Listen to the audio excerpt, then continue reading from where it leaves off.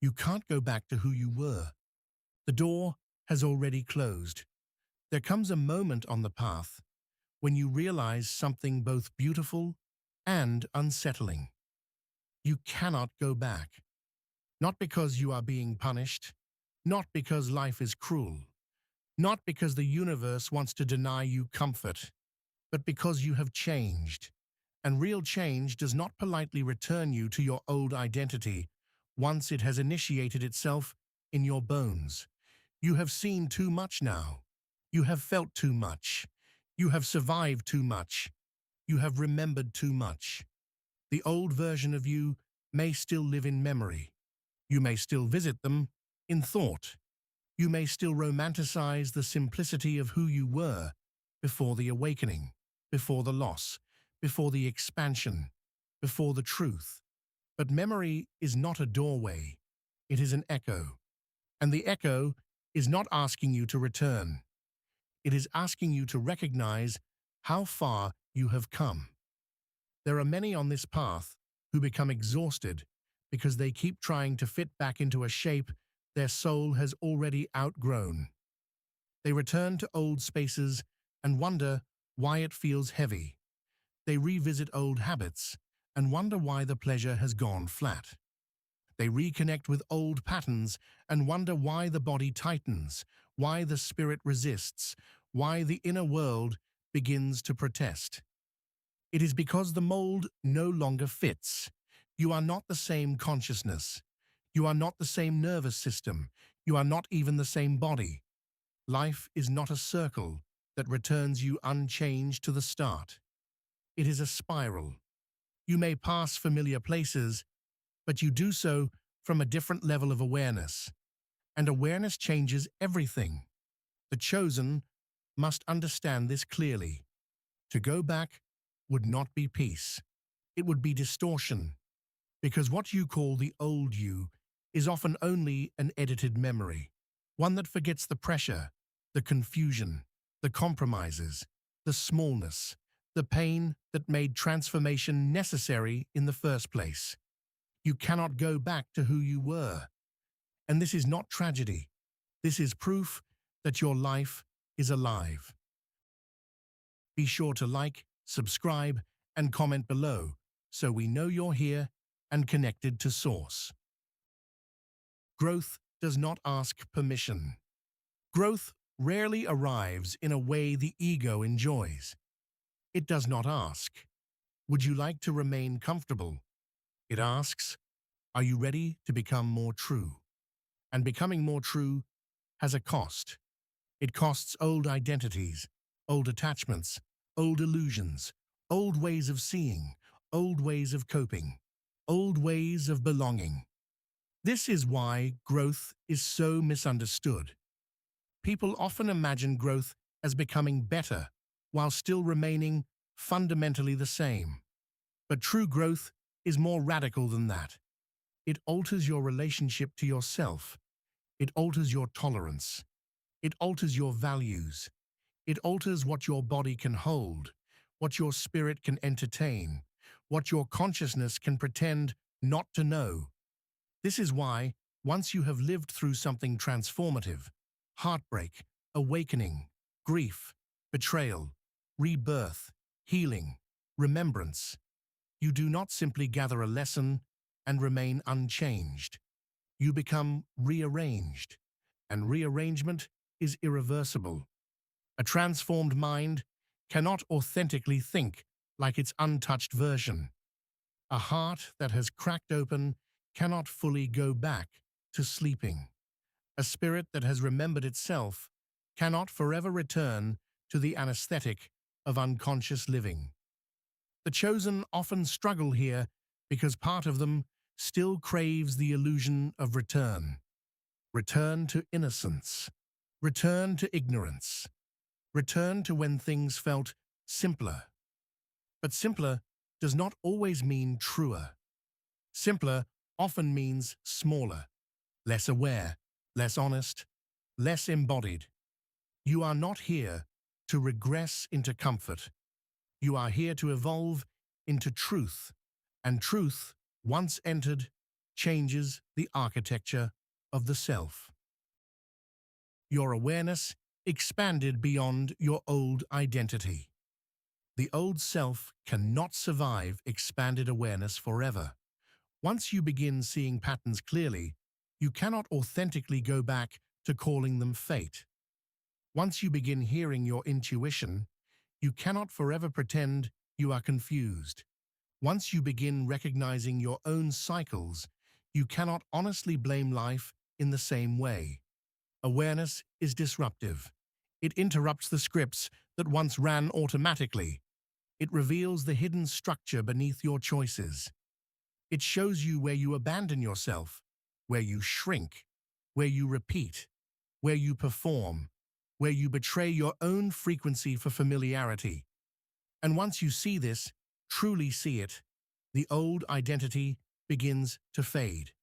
That old identity may have once felt like home, but home built on unconsciousness will start feeling like a cage the moment consciousness enters the room. This is why going backward feels so exhausting. Not because the past has become evil, but because your awareness has expanded beyond the version of you that once fit there. You have changed your vantage point. And when vantage point changes, meaning changes too. A conversation that once felt normal now feels draining. A dynamic that once felt exciting now feels chaotic. An old environment that once felt familiar now feels spiritually airless. This is not you becoming difficult. This is you becoming congruent with your expansion. And congruence matters because the soul suffers when it knows one truth and keeps forcing itself to live another. Your body is not the same body. Even physically, you are not who you were. The body is in constant process.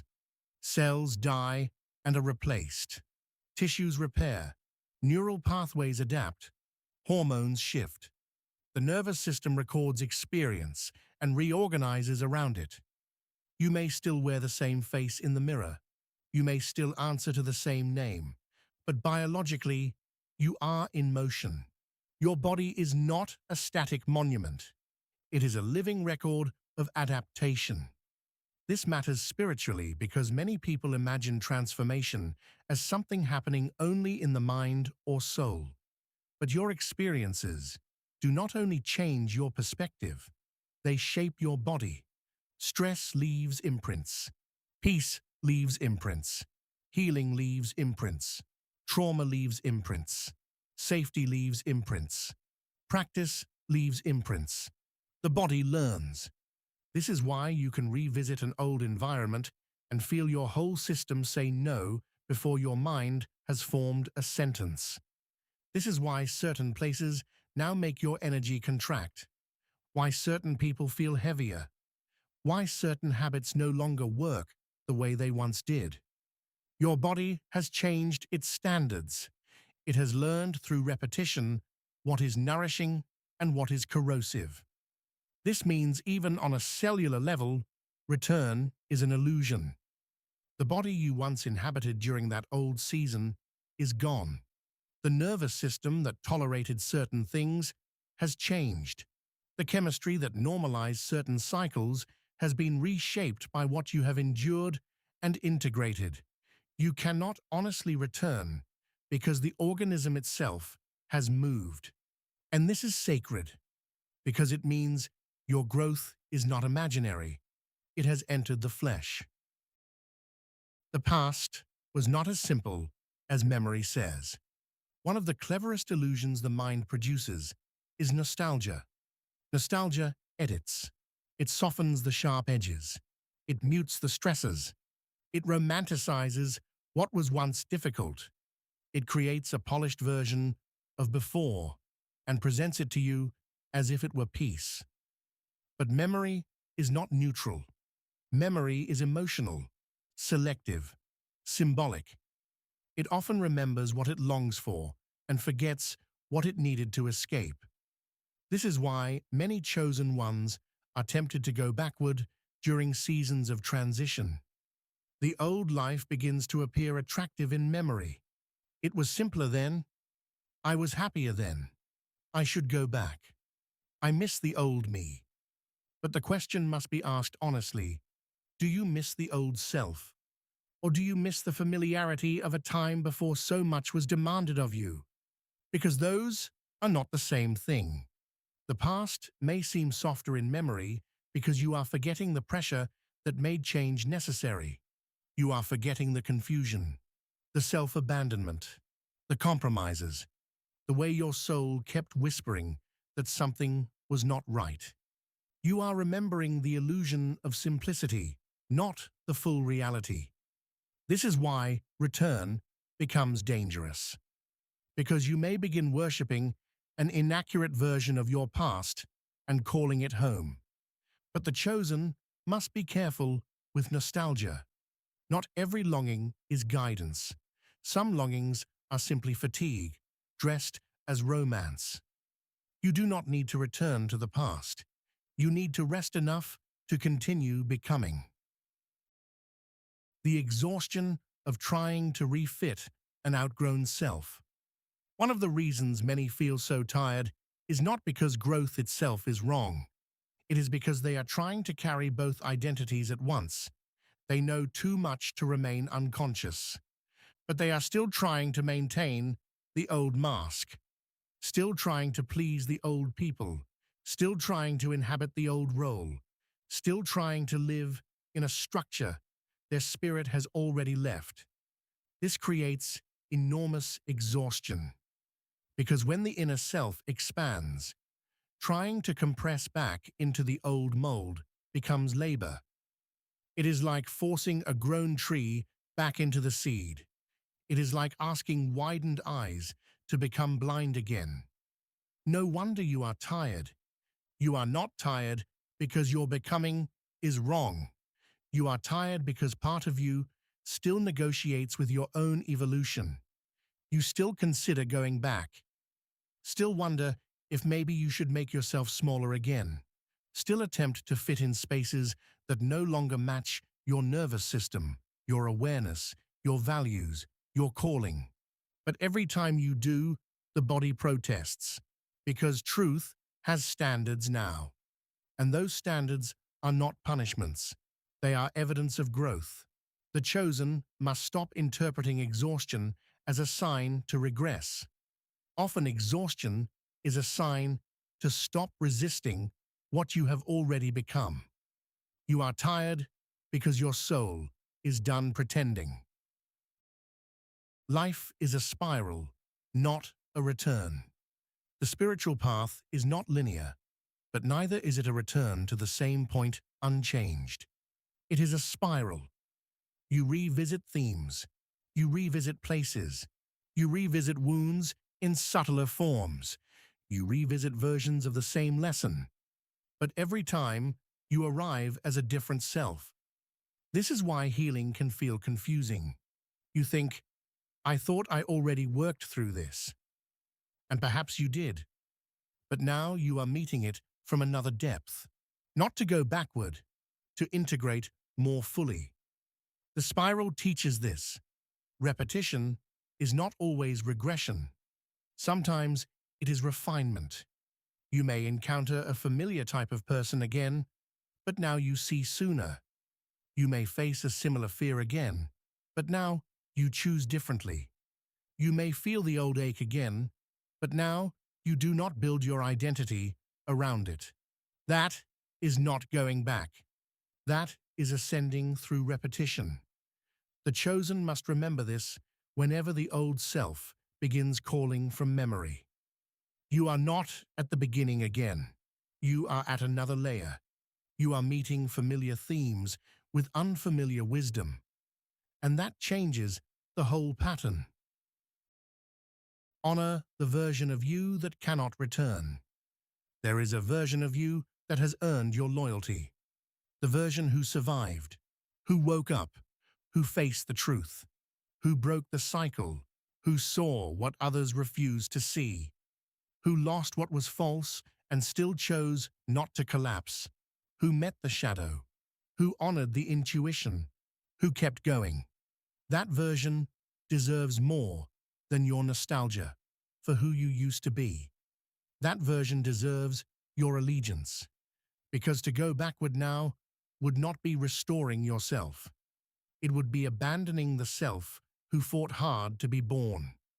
The chosen must learn to grieve old identities without trying to resurrect them. You can bless the old self, thank them, honor what they carried, mourn what they did not know, but do not drag them back onto the throne. They were a chapter. You are the continuation, and the continuation requires courage. The courage to let the past stay past. The courage to stop idealizing old versions of yourself that no longer fit your soul. The courage to trust that your becoming is holier than your remembering.